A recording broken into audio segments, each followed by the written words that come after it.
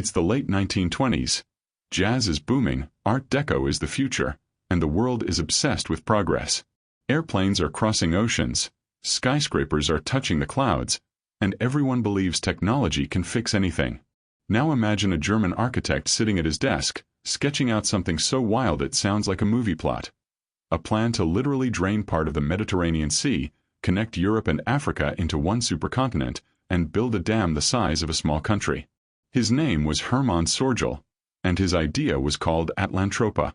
And if it had actually been built, the world map and maybe the whole course of history would look completely different today. So, what exactly was Atlantropa? Sörgel believed Europe had two big problems after World War I. One, it was running out of energy. Two, it was constantly fighting with itself. His solution: a megaproject so ambitious that every European nation would have to work together, because no single country could pull it off. Here's the plan. Build a massive dam across the Strait of Gibraltar, sealing off the Mediterranean from the Atlantic Ocean. As the sun kept evaporating water from the Mediterranean, its sea level would slowly drop, by 100 to 200 meters, that's roughly a 60-story building. As the water level fell, new land, about 660,000 square kilometers of it, would emerge from the sea. Build more dams across the Dardanelles, near Turkey, and between Sicily and Tunisia to control different basins. Use the height difference between the Atlantic and the lowered Mediterranean to generate colossal amounts of hydroelectric power, enough to supply electricity to all of Europe and Africa combined. Boom, instant clean energy, millions of acres of new farmland, and, in Sörgel's words, the unification of Europe and Africa into a single peaceful supercontinent called Atlantropa. If you stood on the finished Gibraltar Dam, you'd be seeing one of the most insane engineering feats in history. Sörgel envisioned a 35-kilometer-long concrete wall, stretching between Spain and Morocco, with 3 massive spillways and a central powerhouse taller than the Empire State Building. Inside, turbines would harness the inflow from the Atlantic Ocean to generate electricity. Sörgel estimated the dam could produce 50,000 megawatts, about 100 times more than the Hoover Dam. Every drop of water entering the Mediterranean would go through those turbines first. That meant every light in Europe could, in theory, be powered by the Atlantic Ocean's tides. Now, as the sea slowly evaporated, coastlines would creep outward. Italy would double in size. The Adriatic would shrink. The Aegean Sea would become a quilt of islands and salt flats. The Greek and North African coasts would stretch for miles farther than before. Sörgel's maps even show a new city, Gibraltar City, sitting on top of the dam itself, like a futuristic energy capital where Europe literally meets Africa. Sörgel's idea wasn't meant to be done overnight. He imagined it as a multi-generational project that would take a century or more to complete. Here's his rough blueprint. Stage 1. Build the Gibraltar Dam. Use this to start producing electricity immediately. Gradually lower the Mediterranean sea level to expose new land. Stage 2. Build supporting dams. One at the Sicily-Tunisia bridge to divide the Mediterranean into eastern and western halves. One at the Dardanelles to control the Aegean and Black Seas. Stage 3. Re-engineer Africa. Redirect rivers like the Congo and Niger to fill dry basins in the Sahara and create artificial inland seas, making the desert green and habitable. Connect the Nile to new water systems for agriculture and navigation.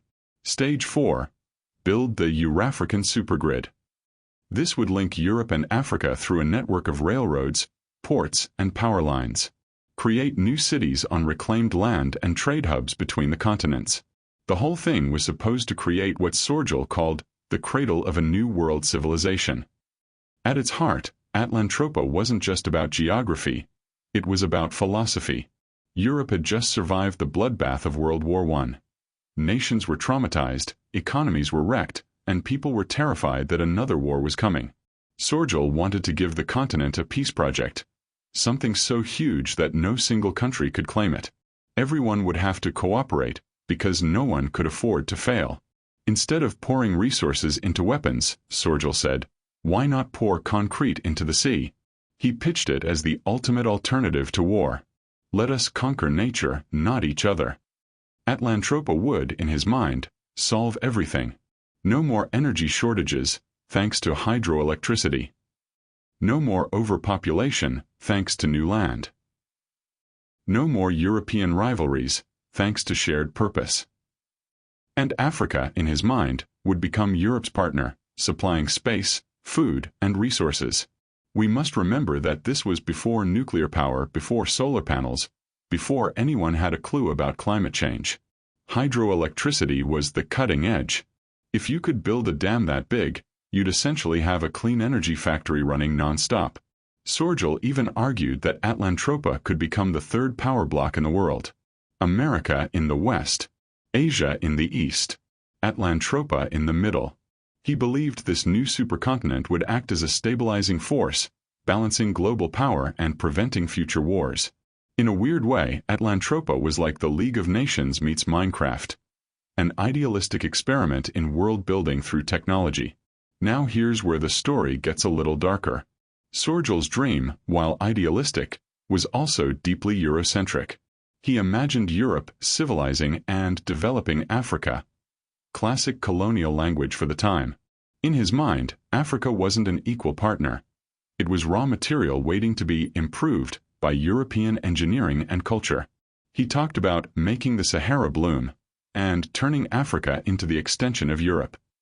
And that reflected the mindset of the 1930s, a time when colonialism was still mainstream and Europeans still thought they had the right to redesign entire continents. So while Atlantropa was framed as a peace project, it carried the baggage of empire. If Atlantropa were to actually somehow happen, here's how things might have rolled. The sea level drops. Ports like Marseille, Venice, and Alexandria are suddenly miles from the coast. The Mediterranean turns into a desert basin dotted with lakes and new cities. Europe and Africa are physically connected. You can drive from Rome to Tunis or from Paris to Cairo without crossing water. But the environmental consequences would have been catastrophic. The Mediterranean's evaporation would have changed global climate patterns. Rainfall might have dropped across southern Europe, wrecking agriculture. Fish species would die off as salinity spiked. Coastal cities would become landlocked. And the weight change from removing that much water could even trigger earthquakes or tectonic shifts. Essentially, Sörgel was proposing to gamble the planet's stability on a single engineering idea, with zero modern environmental science to predict what would happen. Even by today's standards, it would have been the most expensive project in human history. Trillions of dollars in today's money. The Great Depression, the rise of fascism, Hitler's desire to grab Eastern Europe, and more ultimately led to the disinterest in making Atlantropa a reality. Sörgel would still promote the idea until his death in 1952.